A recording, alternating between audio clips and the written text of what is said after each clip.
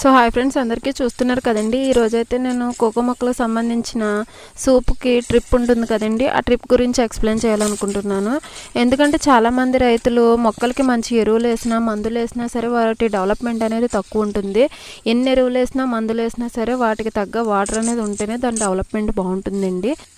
మా వరకు అలా తడిలేక చేను బాగోకపోవడం మేము చాలా చూసాము. ఇలా కాదని చెప్పేసి మేము సపరేట్గా ఒక 5 days అదే పని పెట్టుకున్నాం. డైలీ ఇలాగా డ్రిప్కి సంబంధించి లోపల ఒక లాకెట్ ఉంటుంది. ఆ లాకెట్ తీయడం వల్ల వాటర్ తోపు అనేది ఎక్కువగా ఉండేది.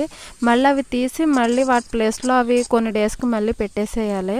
మేమైతే అలా తీసుకున్నాక కొన్ని డేస్కి మళ్ళీ 1 month టైం ఇచ్చి మళ్ళీ పెట్టేశాను. ఇప్పుడైతే నేను మీకు వీడియో చూపించాలని చెప్పేసి తీసాను. టైం టు టైం మందులే కాకుండా ఎరువులే కాకుండా తడి ఉంటే ఇలా ఉంటుందండి మొక్కలు. అంటే నేను కొన్నే చూపిస్తున్నాను, కాయన మొక్కలు కూడా ఉన్నాయి. నా వీడియో నచ్చితే కనుక లైక్ చేయండి, షేర్ చేయండి, సబ్స్క్రైబ్ చేసుకోండి. Bye friends.